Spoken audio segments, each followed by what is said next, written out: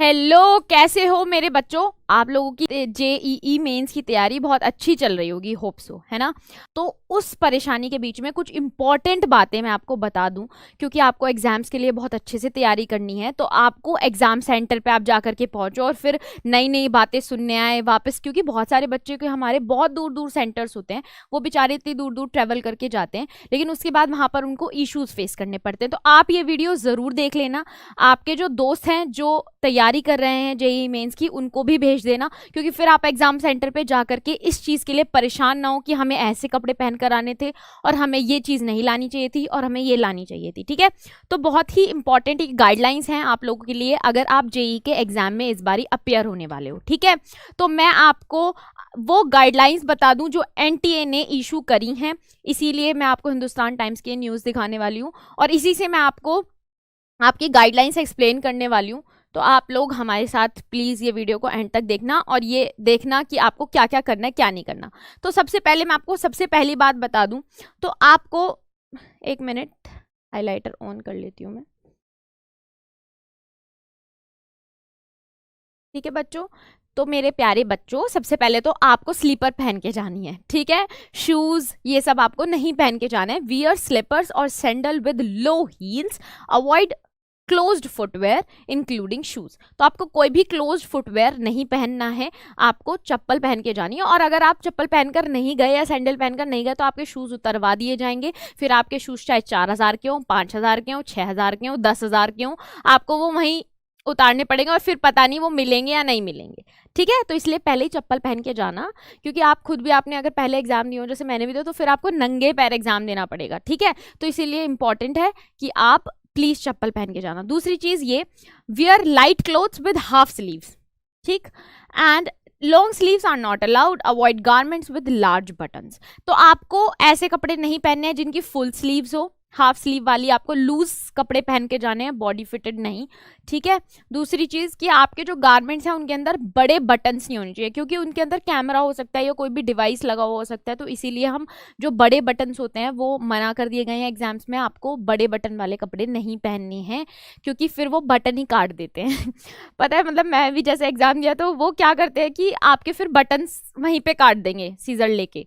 और फिर बहुत सारी गर्ल्स को इसके रिगार्डिंग बहुत इश्यूज होते हैं। लड़कों का क्या, अपना खुला शर्ट करके चले जाएंगे, लेकिन लड़कियों के साथ में दिक्कत है। तो इसीलिए आप पहले ही मैं आपको बता दूं, आपको ऐसे कपड़े पहन के जाना है अगर उसमें बटन ना हो।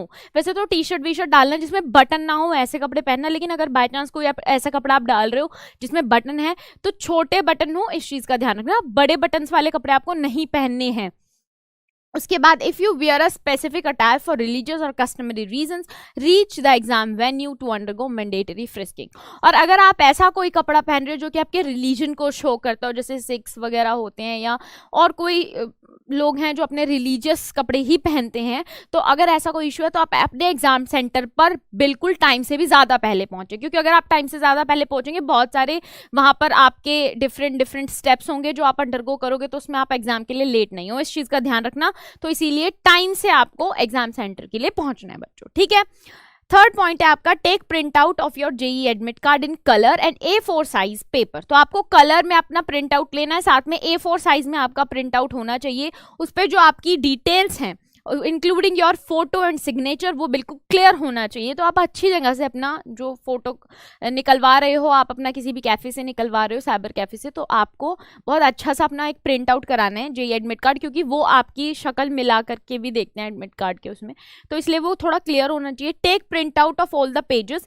ब्रिंग, आपको क्या क्या लेके जाने, देखो आपको फोटो आईडी लेके जानी है, अपनी फोटोग्राफ लेकर के जाने हैं, और जो जो भी आपके एडमिट कार्ड वेरिफिकेशन के लिए रिक्वायर्ड है वो आपको लेके जाना है। अभी मैं आपको बताऊंगी कि आपको क्या क्या लेके जाना है नीचे। ठीक है, अब हम बात कर लेते हैं handbag, mobiles and form of communication.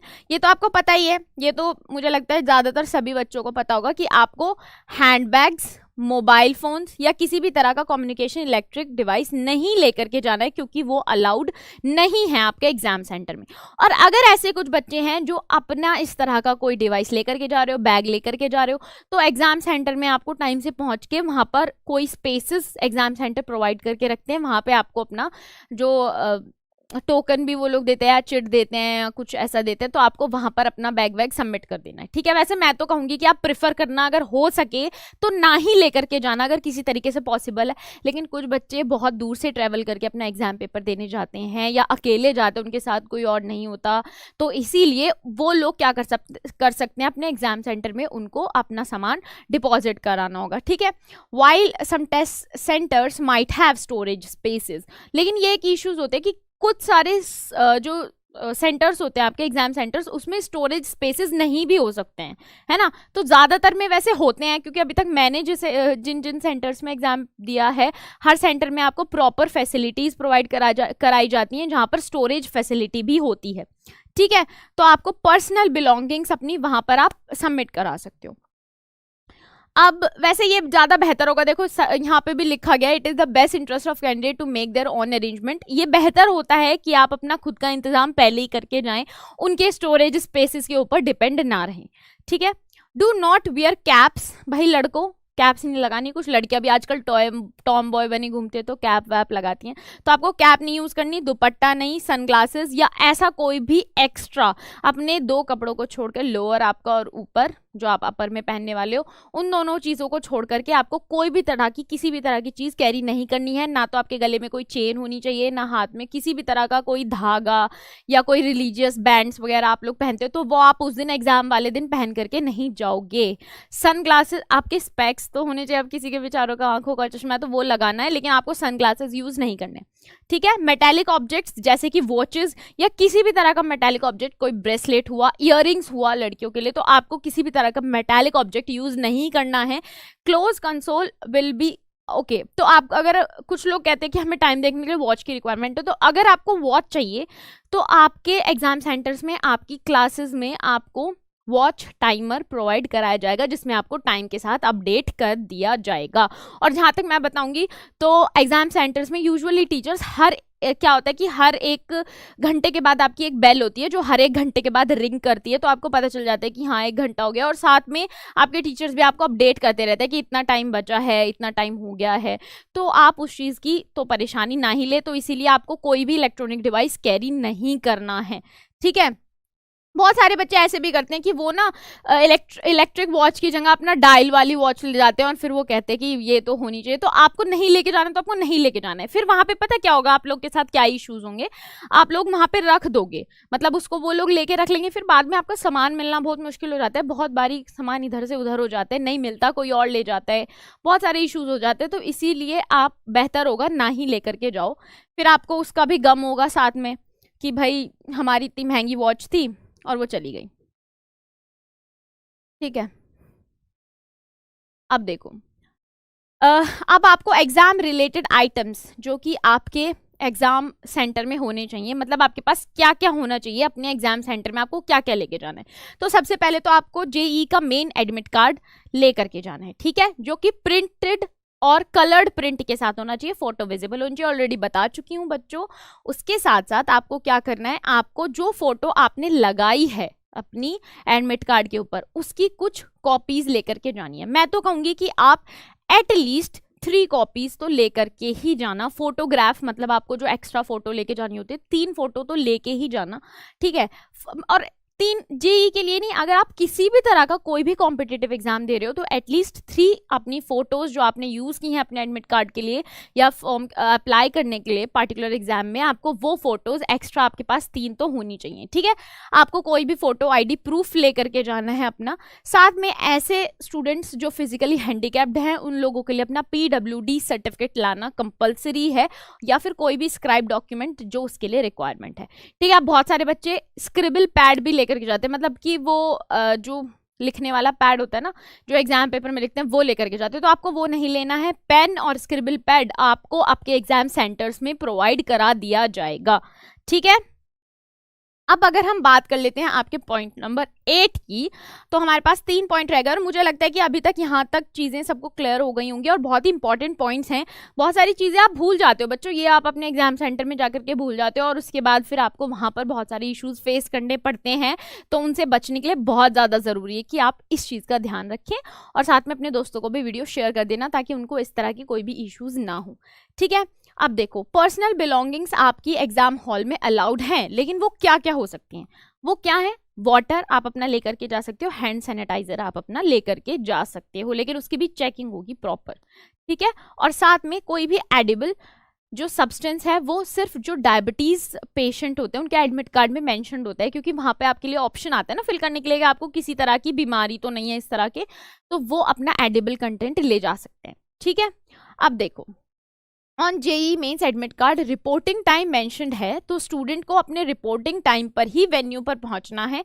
एक बार अगर एग्जाम सेंटर का गेट बंद हो गया तो किसी भी कैंडिडेट को उसके बाद किसी भी सर्कमस्टेंसेस में अंदर आने की अनुमति नहीं मिलेगी। ये तो मैं बिल्कुल चिल्ला चिल्ला के तुम लोगों को बताना चाहूंगी कि प्लीज टाइम से अपने एग्जाम सेंटर में पहुंच जाना, क्योंकि पता है जब मैंने भी कितने सारे कंपटीशन वाले एग्जाम्स दिए हैं, तो मैं तुम्हें ये चीज बताऊंगी कि जब तुम एग्जाम देने जाते हो ना, तो बहुत सारे ऐसे बच्चे होते हैं जो तुमने देखे होंगे कि वो लेट पहुंचते हैं, और लेट पहुंचने के बाद किसी भी वजह से वो लेट हो सकते हैं, भाई बस लेट हो गई, और उनके जेन्युइन रीजंस होते हैं ऑब्वियसली। वो बेचारे, आपने वीडियोस भी देखी होंगी, कितनी वीडियोस वायरल हुई, वो बेचारे गेट पे खड़े होकर बिल्कुल इतनी बुरी तरीके से चिल्ला रहे होते हैं कि हमारा लास्ट अटेम्प्ट है, हमें एंट्री दे दो, इसके बाद हमारे पास ऑप्शन नहीं है, हमने इतनी तैयारी करी है, और शायद उनका पेपर निकलने वाला भी होगा, लेकिन क्या फ़ायदा, क्योंकि एक बार गेट बंद हो गए ना, चाहे कुछ हो जाए गेट नहीं खुलते हैं। आपने ऐसी कितनी सारी वीडियोस देखी होंगी जिनमें बच्चे बेचारे रो रहे हैं, तो ऐसा आपके साथ ना हो, आपकी मेहनत वेस्ट ना हो जो आपने इतनी ज़्यादा करी है। उसके लिए मोस्ट इंपॉर्टेंटली आप 1 घंटे का ना अपना RRR लेकर के चलना, 1 घंटे पहले ही पहुंच जाना, चाहे वहां खड़े आपको वेट करना पड़े, अरे क्या हो गया वेट कर लेंगे भाई, पेपर तो नहीं छूटेगा कम से कम, समझ रहे हो।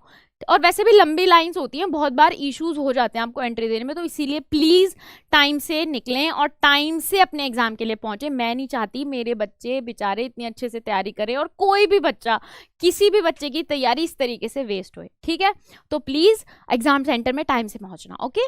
अब देखो, लास्ट जो है आपका ये है कि आपको आपकी जो प्रिंटेड कॉपी जो आप एडमिट कार्ड की लेकर के आए थे वो आपको अपनी डेस्क पर ही छोड़ करके जानी है, और साथ में जितने भी स्क्रिबल पेजेस आपको मिले थे, स्क्रिबल पेजेस मतलब जो आपको स्क्रिबल पैड दिए गए थे वो आपको वहीं पर छोड़ करके जाने हैं ना, मतलब लिखने के लिए जो आपको पैड मिले थे पेन के साथ में वो आपको वहीं छोड़ करके जाने हैं।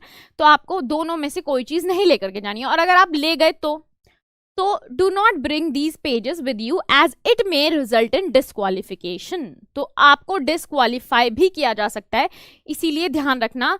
कुछ बच्चे ऐसे होते हैं जिनको खेलने की आदत होती है, तो उठा लेंगे खेलते खेलते चले जाएंगे, तो ऐसे भी नहीं करना, ठीक है। तो तुम अपना दोनों चीज़ें वहीं पे छोड़ करके चले जाना है, नहीं तो डिस्क्वालीफाई हो जाओगे। ये छोटी छोटी बातों का ध्यान रखना ताकि एग्जाम सेंटर में जा करके तुम्हें बहुत सारे इश्यूज ना फेस करने पड़े, मेरे बच्चे बहुत अच्छे से एग्जाम पेपर दें। और जो बच्चे जेईई की तैयारी कर रहे हो प्लीज इस वीडियो को शेयर कर देना अपने दोस्तों को भी, और साथ में पूरी वीडियो देखना ताकि तुम लोगों को पता हो कि तुम्हें क्या क्या चीजें जरूरी हैं तुम्हारे एग्जाम सेंटर के लिए, और इन चीजों का बहुत अच्छे से ध्यान रखना, ठीक है। तो मैं चाहती हूँ कि आप लोगों का बहुत अच्छा एग्जाम पेपर जाए, आप अच्छे से तैयारी करो, और सॉरी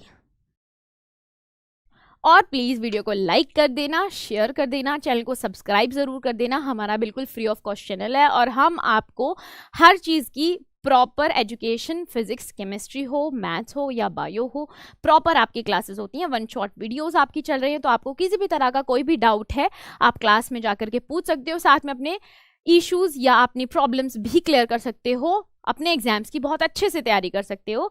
तो अगर आपको कोई भी इशू है, तो मेरे से कोई इशू है तो आप मेरे कमेंट सेक्शन में मेरे को मैसेज करके पूछ लेना। साथ में आपको वीडियो कैसी लगी, आपके लिए हेल्पफुल रही या नहीं रही, ये भी मेरे को अपने रिव्यूज़ कमेंट सेक्शन में बता देना। And thank you so much for watching the video. Bye bye, tata, see you.